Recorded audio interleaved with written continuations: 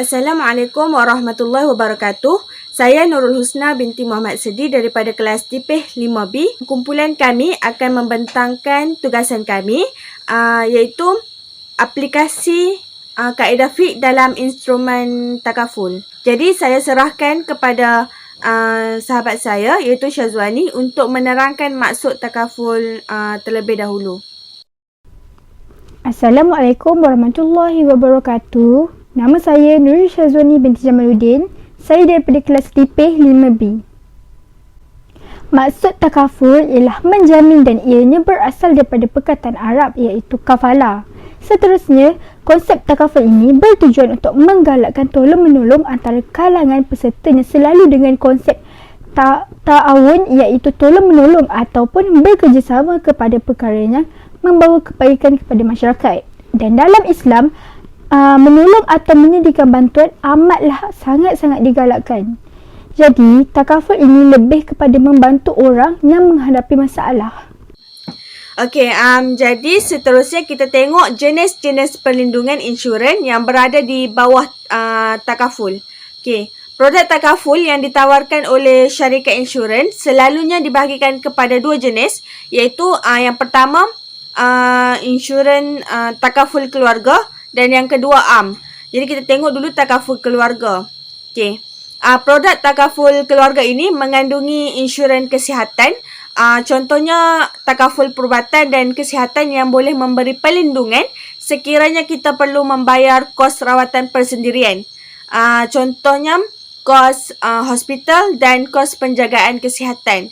Takaful keluarga ini bukan sahaja melindungi diri kita, malah takaful keluarga ni juga melindungi seluruh ahli keluarga kita.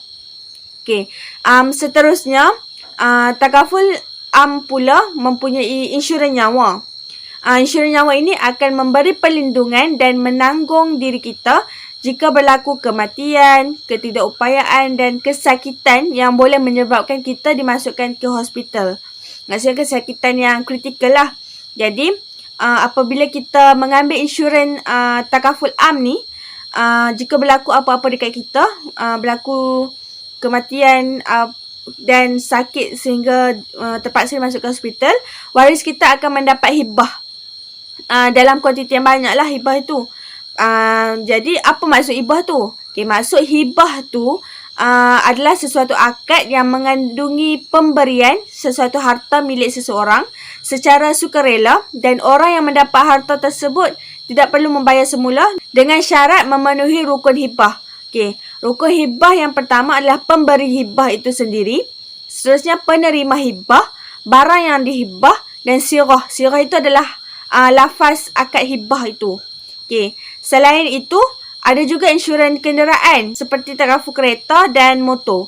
Takaful ini akan melindungi kita daripada tuntutan pihak ketiga yang berpunca daripada kemalangan, kebakaran dan kerosakan harta benda pihak ketiga. Akhir sekali kita juga ada insurans rumah.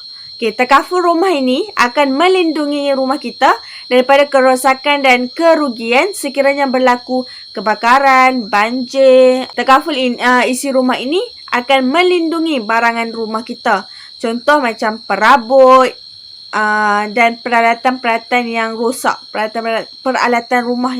Assalamualaikum warahmatullahi wabarakatuh. Nama saya Nurul Aida binti Abdul Hakim. Nombor kad matrik saya di PH 2002496.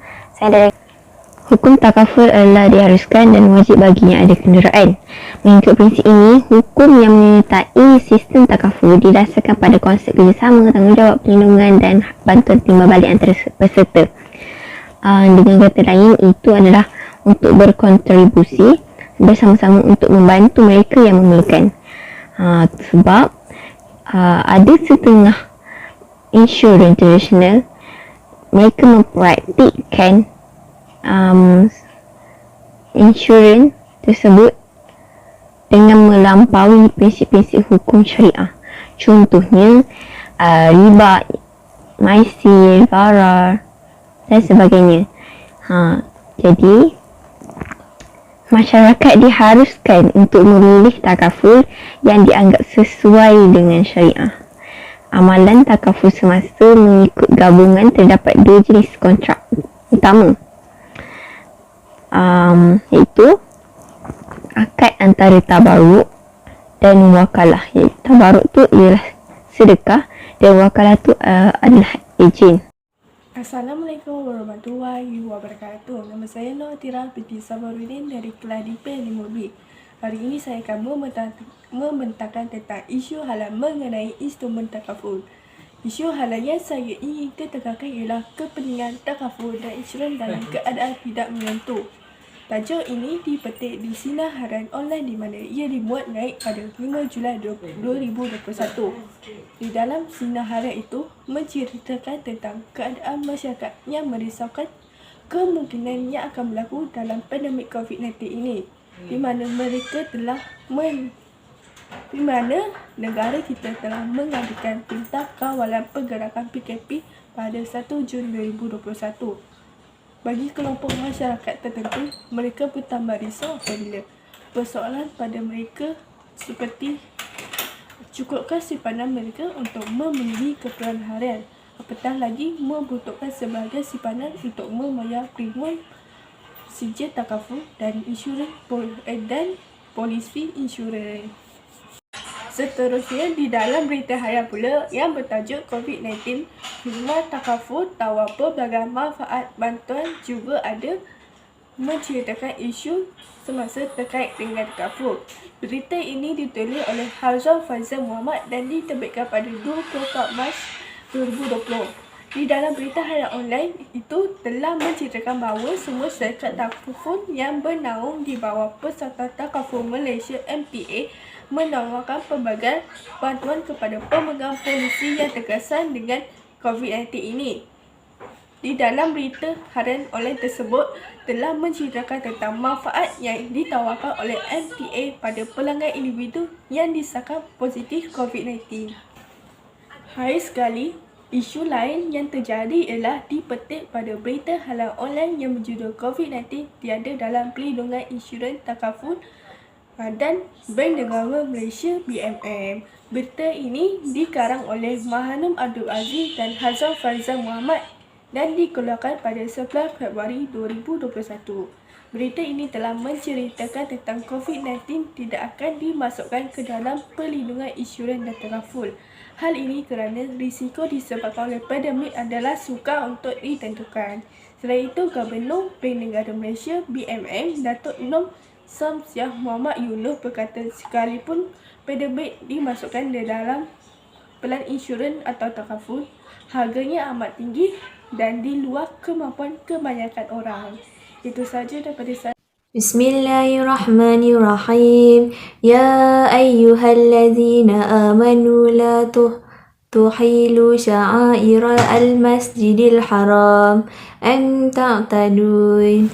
Ta'awanu 'alal birri wat taqwa wa la ta'awanu 'alal ismi wa udwa wattaqwallah innallaha syadidul 'iqab. Wahai orang-orang yang beriman, janganlah kamu ingat halal membuat sesuka hati mengenai syariat agama Allah dan mengenai bulan-bulan yang dirahmati dan mengenai binatang-binatang yang dihadiahkan ke Mekah untuk korban dan mengenai kalung-kalung binatang hadiah itu dan mengenai orang-orang yang menuju ke Baitullah Al-Haram yang bertujuan mencari limpah kurniaan dari Tuhan mereka dengan jalan perniagaan dan mencari keredaannya dengan mengerjakan ibadah haji di tanah suci. Dan apabila kamu telah selesai dari ihram, maka bolehlah kamu berburu dan mendorong kamu menceroboh, dan hendaklah kamu bertolong-tolongan untuk membuat kebajikan dan bertakwa, dan janganlah kamu bertolong-tolongan pada melakukan dosa atau maksiat, dan pencerobohan. Dan bertakwalah kepada Allah, kerana sesungguhnya Allah Maha berat azab siksanya bagi sesiapa yang melanggar perintahnya. Okey, jadi kita masuk kepada hadis. Jadi hadis yang saya pilih adalah hadis daripada Anas bin Malik yang meriwayatkan bahawa Rasulullah SAW bersabda, "Talbu halali wajibu ala kulli muslim." Maksudnya adalah mencari yang halal adalah sesuatu kewajipan ke atas setiap muslim. Hadis ni diriwayatkan oleh Al-Tabrani. Jadi, berpandukan hadis ni, kita sebagai seorang Muslim mestilah sentiasa mencari jalan yang diredai Allah dalam apa sahaja yang kita buat.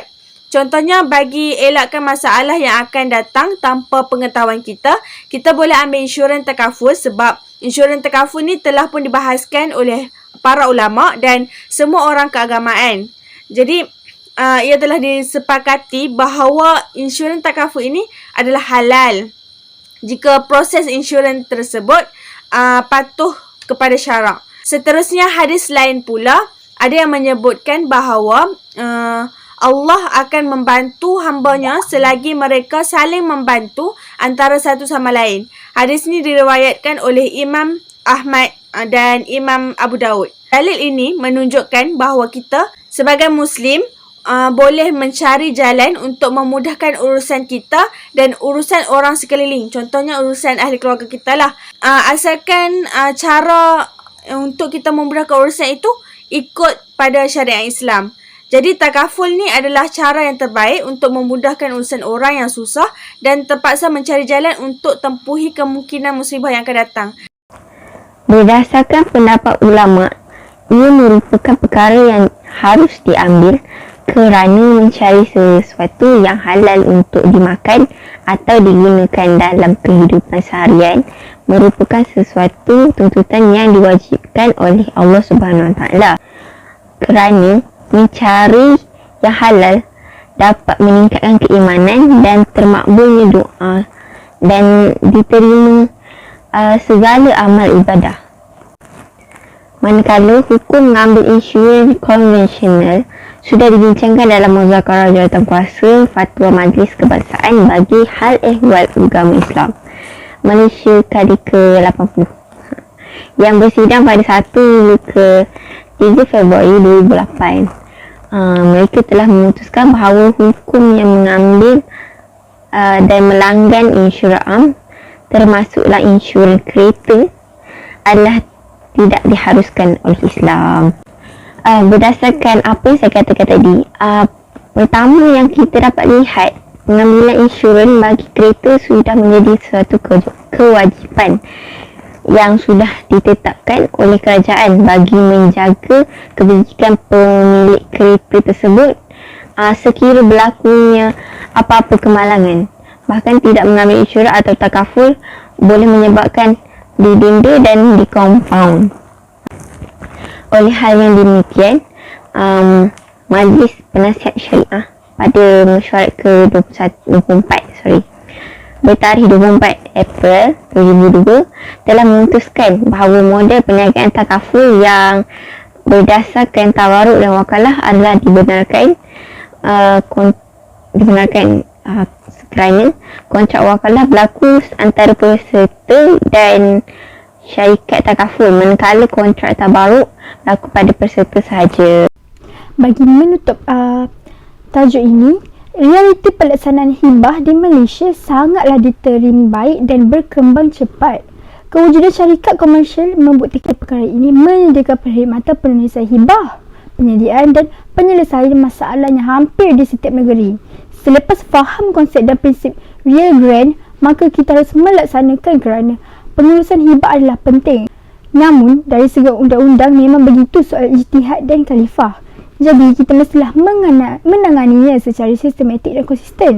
Seterusnya ialah dari segi aspek teknikal dan perundangan perlu dipermudahkan dan diseragamkan untuk mengelakkan kekeliruan, manakala aspek dokumentasi adalah mengekalkan pertikaian instrumen selepas kematian yang paling penting memberi.